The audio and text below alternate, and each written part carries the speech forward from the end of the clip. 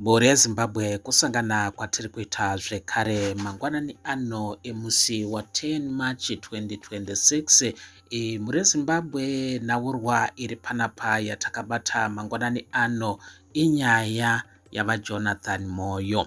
VaJonathan Moyo vanokurumbira kubva gore rapera paitaurwa kunzi vaZiyambi vari kushanda navaJonathan Moyo, vari kushanda naVirginia Mabhiza, vari kushanda navaPatrick Chinamasa kuti vaunze bill rakanangana nekuakomodheta resolution number 1 yebato reZANU-PF, resolution inova yakaadoptiwa kumisangano miviri yebato reZANU-PF, konferenzi yekubulawayo nekonferenzi yekwaMutare. Vatsigiri vebato reZANU-PF vakawirirana kuwedzera temu yavaEmmerson Mnangagwa kubva pana 2028 kusvika pana 2030, nekuti pamutemo temu yavaEmmerson Mnangagwa ino expire mugore ra2028.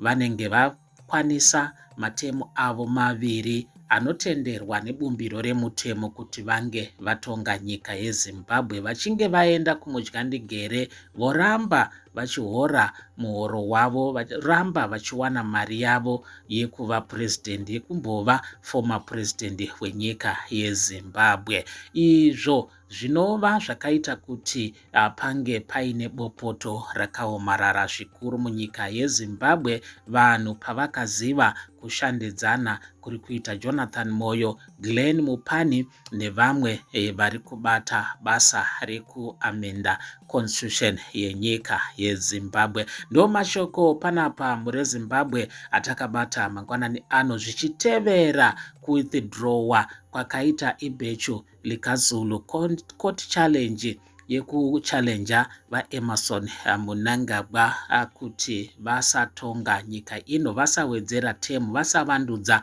bumbiro remutemo renyika yeZimbabwe, apo vari kuproposa kuchinja cycle yekuitwa kwemaelections kubva pa5 years kuti ange akuitwa after every 7 years, uye kuti mutungamiriri anenge ava kusarudzwa nedare reparamende, zvinova zvakonzera kuti vanopikisa hurumende vange vachitora nyaya iyi seriously, uye kuti vange vachipikisa danho rekuamendwa kweconstitution yenyika yeZimbabwe. Jonathan Moyo pari zvino ari kutaurwa nevatsigiri vebato reZANU-PF, kunyanya Mati Nyarare nevamwe vane muono wekuti Jonathan Moyo haana chakanaka chaari kuda kuitira nyika yeZimbabwe. Ari kuda kuvhiringidza nyika yeZimbabwe. Jonathan Moyo ari kuda kusaboteja mutungamiriri wenyika yeZimbabwe, nekuti Mati Nyarare ane kutaura kwekuti Jonathan Moyo ari kuda kutikokera moto muziso, ari kuda kutikokera kuti Trump auye aite zvakaitika kuVenezuela. Naizvozvo kuwithdrawa kwakaitwa court challenge kuri kutaurika kuti kwakaitwa mushure mekunge bato reZANU-PF raona kuti raexposwa, nekuti ndiro rakanga riri kutaurwa kuti riri behind court challenge iyoyo. Vari kuda kuti Matare atonge against challenge yaMvuso Fuzwayo, sezviri kutaurwa kunzi ndizvo zvanga zvakatarisirwa kuti result inge yakamira yakadaro.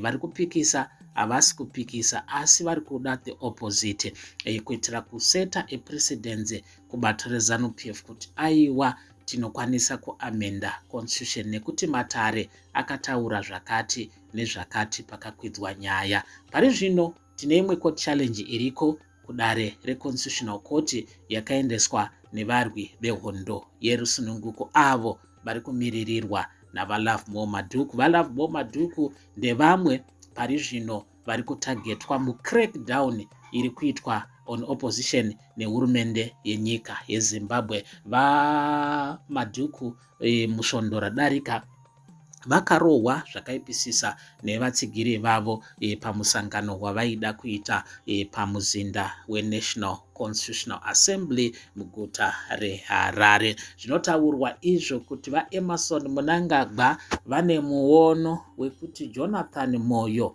ari kuda kuvakokera moto muziso, ari kuda kuvapesanisa nezvizvarwa zvenyika yeZimbabwe, nekuti pari zvino nyanzvi dzinozeya nyaya dzezvematongerwo enyika dziri kuyambira kuti zviri kuitwa navaEmmerson Mnangagwa zvichavaita kuti zita ravo risvibe sekusviba kwanga kwaita zita ravaRobert Mugabe, zvekuti veruzhinji vakapembera even nemukufa kwavo, even nekubvutwa kwakaitwa Masimba nemauto eZimbabwe Defense Forces. Veruzhinji vakapembera zvikuru nekubviswa kwavaRobert Mugabe.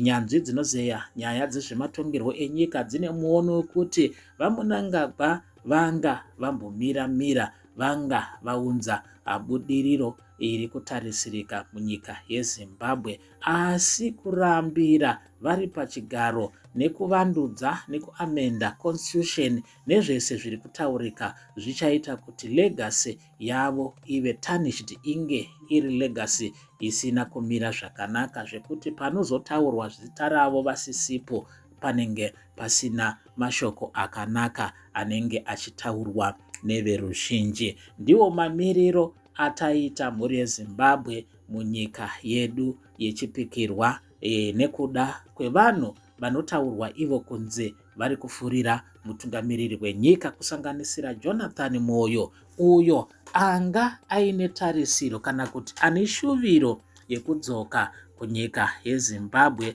nekufurira bato reZANU-PF kuti riite zviri against veruzhinji, zviri kupesana neveruzhinji vemunyika yeZimbabwe. Zviri kutaurwa panapa kuti chikwata cheG40 chiri kurigurupa, chiri kubatana kushandidzana pamwe chete nebato reZANU-PF. Pari kutaurwa vana Sevia Kasukwere vari kutaurwa kunzi varipowo pakati pekusapota bill number 3, vachipomedzerwa nyaya dzekuva neruoko pakushayika kwevamwe maactivist akashayikira kunyika yeSouth Africa. Ndonyaya iripo panapa mhuri yeZimbabwe. Zvinotaurwa kunzi vaziyambi vakatengeserwa bepa risiriro navaJonathan Moyo, zvaita kuti bato reZANU-PF ringe riri pacrossroad kushayiwa kuziva kuti vobata papi nekuda kweresistance iripo muruzhinji rwenyika yeZimbabwe. Takatarisana nebumbiro remutemo riri kunzi riamendwe pasi pebill number 3, bill rakagazetwa nava Jacob Mudenda vanova spika mudare reparamende. Pakapiwa mazuva 90 days dzekuti paitwe maconsultations, veruzhinji vape pfungwa dzavo maererano nebill iri, asi vakawanda vari kuratidza kuti vari kuresista. Mazvita nekuva nesu kwamaita mhuri yeZimbabwe. Tinotenda.